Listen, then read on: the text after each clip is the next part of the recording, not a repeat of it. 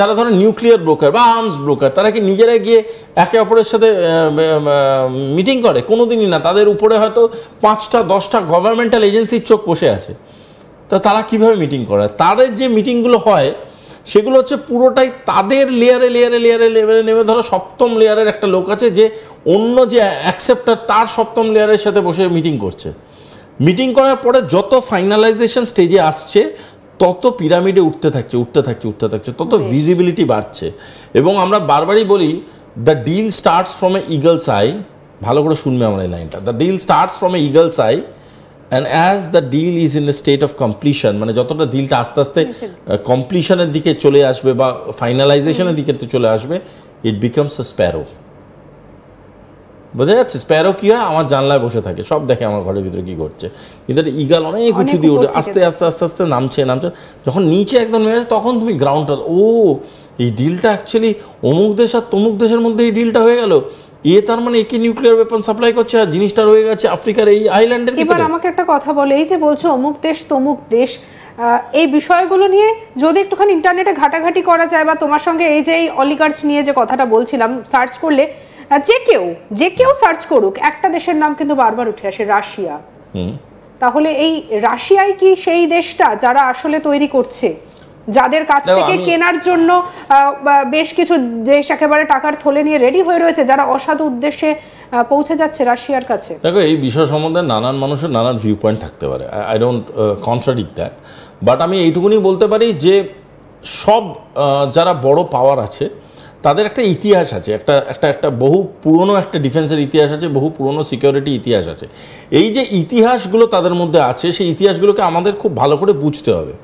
বুঝলে বোঝা যাবে একটা সময় দাঁড়িয়ে গোটা পৃথিবীটার ভারসাম্যটা বজায় রাখতো সোভিয়েত আর ইউএসএ, কারেক্ট? এই যে সোভিয়েত আর ইউএসএ যখন ভারসাম্য বজায় রাখতো, তোমার জ্যাঠামশাই যিনি তোমার সংসারটাকে কোনোভাবে দেখতেন, তিনি এক্স্যাক্টলি কী কষ্ট করে তোমার সংসারটাকে এত বছর ধরে চালিয়েছে সেটা তো তুমি বাচ্চাবেলায় বোঝোনি, বড় হতে হতে আস্তে আস্তে বুঝতে শিখেছো। কোনো সময় গিয়ে সে হয়তো অফিসের যেই মাইনেটা পেতো সেই মাইনেতে তোমাদের সংসার চলতো না, তখন হয়তো দুঃখজনকভাবে তাকে নিজের প্রিন্সিপালের এগেনস্টে গিয়েও ঘুষ করতে হতে পারে। আবার এটাও হতে পারে সে আনন্দ করে ঘুষটা খেয়েছে, ঘুষটা খেয়ে সংসারটা চালিয়েছে। So there are many dynamics about that, but তোমার সংসারটা সেদিন চলেছে কি চলেনি, that is the most important point. যেটা তোমাকে বুঝতে হবে। সুতরাং জ্যাঠামশাই যেই খেলাটা সেই সময় খেলেছে, সেই খেলাটার অ্যাকচুয়াল রিপারকেশনসগুলো আজকে আমরা কতটা পাচ্ছি বুঝছি, সেটা বুঝতে হবে। তাহলে কি এটা বলতে পারো যে জ্যাঠামশাই সেই সময় যে খেলাটা খেলেছে তার এখন নাতি হয়ে ইরান কি তার কি আবার পার্ট হতে চলেছে?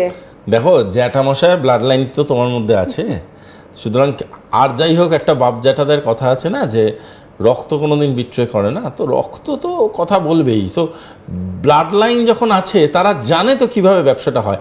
আমি যদি আজকে ধরো মাছের ভেড়িতে জন্ম নিই, আমাকে তো কোনো ট্রেনিং সেল গিয়ে শেখাবে না মাছ ধরা।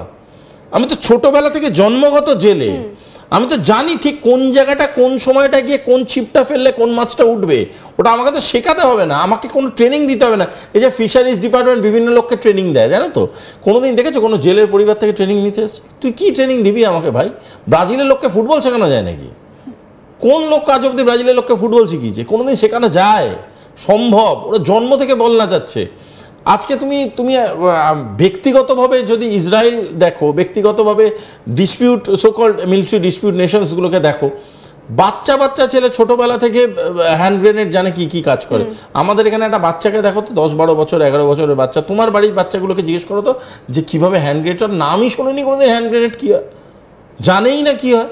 অথচ তুমি একটা উগান্ডার বাচ্চাকে জিজ্ঞেস করো, একটা সিরিয়ার বাচ্চাকে জিজ্ঞেস করো, একটা আলজেরিয়ার ডিস্টার্ব লোকেশনসগুলোকে জিজ্ঞেস করো, they know everything, how AK works, how it is pointed, how it is dismantled, everything জানে তারা। কী করে জানছে? বিকজ ওই অ্যাটমসফিয়ারটা তাদের ওটা জানতে সাহায্য করেছে। সুতরাং একটা জিনিস বোঝো, এটা একা রাশিয়ার দিকে আঙুল তুলে লাভ নেই। যে কোনো পাওয়ার, তাকে পাওয়ারে থাকতে গেলে তাদের নিজস্ব গুন্ডা পুষতে হবে।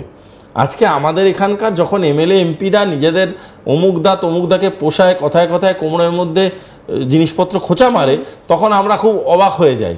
কিন্তু অমুকদাকে ভয় পেতে গেলে অমুকদাকে তো ওই কোমরে ওই খোঁচাটা খেতে হবে, ওই বন্দুকের বাটের খোঁচাটা না খেলে তো হবে না। সুতরাং রাশিয়াকে সোভিয়েত হয়ে এতদিন থাকে পৃথিবীটাকে চালাতে হয়েছে, তো তাকে তো কিছু একটা মন্ত্রমুগ্ধতায় আসতে হয়েছে। সেই মন্ত্রমুগ্ধতাটা তো হাতে গোলাপ ফুল আর একগাল পেতে হয়নি। সেটা তো অবশ্যই নয়, কারণ রাশিয়ান অস্ত্রেরও তো কদর রয়েছে, সেটা তো বিশ্বব্যাপী কদর। অ্যাবসলিউটলি। আরও আর একটা জিনিস তোমাকে আমি বলি, যেহেতু তুমি রাশিয়া নামটা উচ্চারণ করলে তাই আমি বলছি, I am more into the concept of Soviet, কারণ সবকিছু শুরু হয়েছিল সোভিয়েত কনসেপ্ট থেকে। কেজিবি কিন্তু এমন একটা অর্গানাইজেশন, যে অর্গানাইজেশনটা গোটা পৃথিবীর বলতে পারো গ্রামার বুক অফ ইন্টেলিজেন্স। কেজিবির modern day Mossad, but KGB has its own ওরা নিজের একটা আলাদা গন্ধ, আলাদা প্রেজেন্স আছে।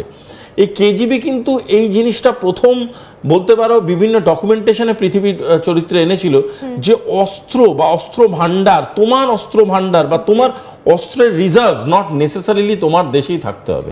ডার্ক ওয়েভ, এই কথাটার সঙ্গে আমরা বছরের পর বছর ভীষণভাবে পরিচিত, কিন্তু ডার্ক ওয়েভ কিভাবে কাজ করে যদি খুব সংক্ষেপে এবং সহজভাবে বলতে হয়, ধরুন আপনি এক বাড়ির ছাদে রয়েছেন এবং আরেক বাড়ির ছাদে রয়েছে আপনার এক বন্ধু বা বান্ধবী, যেই হোক না কেন। এবারে দুজনের মধ্যে কথা বলতে হবে, কিন্তু আশেপাশের পাড়া প্রতিবেশী আর যারা রয়েছে তাদের সবাইকে এড়িয়ে বার্তা পাঠাতে হবে যে অমুক দিন তমুক জায়গায় আমার সঙ্গে দেখা করো। এবারে শুধু তো একটা কাগজকে ঢিলের মধ্যে বেঁধে ছুড়ে দিলে পরেই হলো না, সঠিক জায়গায় পৌঁছতে হবে। এবারে যে সময় একজন আরেকজনকে ভাবছেন যে এই বার্তাটা পৌঁছবেন, তখন আশেপাশের কিছু বদমাশ লোকজন তারাও তাদের কিছু মতো করে কিছু বার্তা লিখে ঢিলের মধ্যে বেঁধে ছুড়ে দিলেন। কিন্তু বুঝবে কি করে যে কোন বার্তাটা সঠিক? এবারে সেক্ষেত্রে যদি আপনি জানেন যে আপনার যে বন্ধু হোক বা বান্ধবী হোক, সে বিশেষ কোনো রঙের কাগজই আপনার দিকে ছুড়বে, সেক্ষেত্রে আপনি ধরে নিতে পারবেন। আর এইভাবেই কাজ করছে ডার্ক ওয়েব। মানে সাধারণ আমরা যেভাবে দেখি যে আমরা গুগলে যখন কিছু সার্চ করি ইন্টারনেটের মাধ্যমে, ওপরে যেমন আমরা একটা অ্যাড্রেস দেখতে পাই, ডার্ক ওয়েবে কিন্তু এই অ্যাড্রেস থাকে না। তাহলে কিভাবে কাজ করছে, আর এই নিয়ে আলোচনা করব। আমাদের সঙ্গে রয়েছেন, আলোচনা চলছে আন্তর্জাতিক সম্পর্ক বিশেষজ্ঞ শুভাশিস ব্যানার্জির সঙ্গে। কিভাবে কাজ করছে এই ডার্ক ওয়েব? দেখুন, খুব সহজ ভাষায় বুঝতে হবে ডার্ক ওয়েব ব্যাপারটা কি আর কেন এই অস্ত্র ট্রেডগুলো কিভাবে হয়। ডার্ক ওয়েব এক রকমের বলতে পারো, ডার্ক ওয়েবের মাধ্যমে একটা পদ্ধতি বিজনেস হয়, বিজনেসের অনেক পদ্ধতি থাকে, ঠিক আছে। প্রথম কথা হচ্ছে দের ইজ এ কনসেপ্ট, যারা টেকনিক্যালি ধরো একটু যদি টেকনিক্যাল পড়াশোনা কেউ করে, আমি খুব সহজভাবে বলতে গেলে ডবল লিঙ্ক লিস্ট বলে একটা কনসেপ্ট আছে। সেটা কী কী থাকে, সেটা ধরো একটা 3টে বাক্স একসাথে মেলানো আছে, একটা বাক্স, দুটো বাক্স, তৃতীয় বাক্স। মাঝখানের বাক্সটায় থাকে হচ্ছে ডেটা, আগের বাক্সটায় থাকে হচ্ছে অ্যাড্রেস, পরের বাক্সটা থাকে হচ্ছে অ্যাড্রেস। আগের বাক্সটায় কী অ্যাড্রেস থাকে, যেখান থেকে আসছে ডেটাটা তার অ্যাড্রেস।